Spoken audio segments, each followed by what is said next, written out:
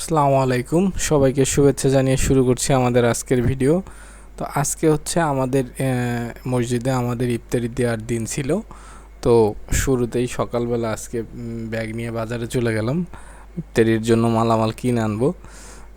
তো আমাদের গ্রামে ছোট গ্রাম, এইখানে গ্রামটা আয়তনে লম্বা আকৃতির, এই কারণে গ্রামের দুই প্রান্তে দুইটা মসজিদ আছে। তো আমাদের এই প্রান্তের যে মসজিদ আথাল জামে মসজিদ, তো এই মসজিদে আমাদের মানে 30টা পরিবার থেকে 30 দিনের ইফতারির আয়োজন করা হয়। তো আজকে আমাদের ইফতারি।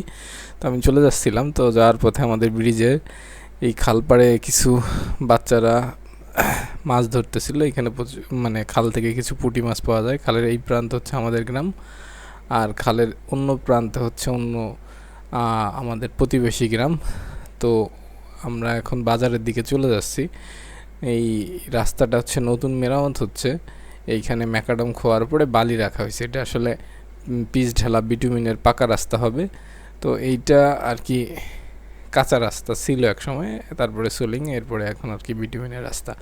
তো আমি রাস্তার মাথায় এসে এখন এখান থেকে একটা ভ্যান নিলাম, ভ্যানে করে বাজারের দিকে যাচ্ছি। এইখান থেকে আমাদের 5 টাকা ভ্যানে ভাড়া নেয়, বেশি দূরে না, কাছেই আমাদের যে বাজার আছে এইখানে। তো এই বাজার থেকে আমাদের যাবতীয় যা লাগবে আজকের ইফতারির আয়োজনে আমাদের আজকে ছিল হচ্ছে খিচুড়ি, মুরগির মাংস দিয়ে আর কি খিচুড়ি রান্না হবে। আর সেই মুরগির মাংস প্লাস খিচুড়ির বিভিন্ন মশলা নেওয়ার জন্য আর কি বাজারে চলে আসলাম। তো এইটাই হচ্ছে আমাদের বাজার। তো এইখানে একটা দোকানে আর কি আব্বু বলে রাখছিল যে এইখান থেকে আর কি মালামাল যেন আমি নিয়ে যাই, কি কি লাগবে। তো এর আগেই আর কি আমাদের যে রাঁধুনি, আমার বাবুর্চি আর কি, তো উনি হচ্ছে আমার এক কাকা। তো উনি একটা লিস্ট দিছিল, সেই লিস্ট ওয়াইজ আর কি বাজার করা হয়েছে। তো বাজার নিয়ে আর কি আমি যাওয়ার পথে অটোতে করে বসে দেখতেছিলাম যে লিস্ট হিসেবে মালামাল ঠিক আছে কিনা। তারপর আর কি বাড়ির দিকে আবার ব্যাক করলাম। তো লিস্টের ভিতর থেকে রসুন আর হচ্ছে পেঁয়াজ, এই দুইটা জিনিস কেনা হয় না এই বাজার থেকে। তো রসুন নেওয়ার জন্য আমি আমাদের যে জমি আছে সেইখানে চলে আসলাম যে 1 কেজি রসুন নিতে হবে। তো রসুনের জন্য আমি জমিতে এসে সেই রসুন তোলা শুরু করলাম। মোটামুটি আমাদের এই জিনিসগুলো যেহেতু আমাদের জমিতেই হয়, তো এটা কিনে আনার কোনো মানে হয় না, তাই আর কি আমরা মোটামুটি 1 কেজির মতো রসুন তুললাম। কম বেশি হবে, হয়তো বেশিই হবে, কম হবে না। এরপরে ব্যাগ নিয়ে চলে গেলাম, ব্যাগ আর লিস্ট নিয়ে চলে গেলাম আমাদের যে পেঁয়াজের জমি, ওইখানে যে 2 কেজি পেঁয়াজ তুলতে হবে। তো পেঁয়াজ তোলা শুরু করে দিলাম। তো এইখানের পেঁয়াজগুলো পেকে গেছে, পেঁয়াজের এখন তোলার সময় হয়ে গেছে আর কি। তো মোটামুটি এই 1 মুঠ হাত আমার এটা তুলছি, হাতে আর ধরে না আর কি। এইখানে বেশ পেঁয়াজ আছে। তো ওইগুলো বাদেও আরও কিছু পেঁয়াজ তুলে আমার ব্যাগটা ভরে নিয়ে চলে আসলাম। এখানে প্রায় 3 কেজিরও বেশি পেঁয়াজ হবে, 3 থেকে 3.5 কেজি বা 4 কেজি পেঁয়াজ হবে। তো বাসায় চলে আসলাম। জোহরের পরে কাকা চলে আসলো আজকের খিচুড়ি রান্না করার জন্য। তো আমার দায়িত্ব ছিল খিচুড়িতে মানে আগুনের জালটা দেওয়া, আর হচ্ছে যা যা লাগে আর কি তারে, মানে আমি তার হেল্পিং হ্যান্ড বা হেল্পার বলতে পারেন। তো রান্না শুরু হয়ে গেল আমাদের।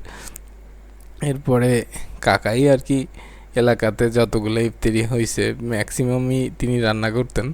তো এই তার রান্না আসলে মানে না মানে না জাইনেও আর কি বলা যায় যে আসলে রান্নার খাবারটা খেয়েই বলা যায় যে ইনি রান্না করছে। আমার আলিম মানে আমার কাকা হয় সম্পর্কে। তো আমাদের রান্নার মোটামুটি সব কিছু দেওয়া হয়ে গেছে, চাউল দেওয়া হয়ে গেছে। এখন আর কি লবণ চাখার জন্য এক ভাইরে দেওয়া হইলো, তা সে বাড়িতে বাচ্চারা আছে তাদের দেখাবে।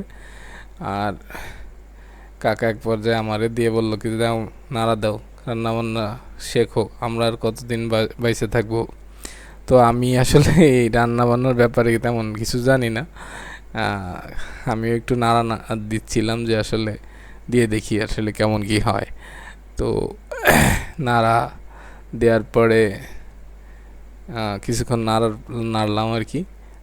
আর করতেছিলাম, পিছনে ভাগ্নি নুসরাত এসে দাঁড়াইছে।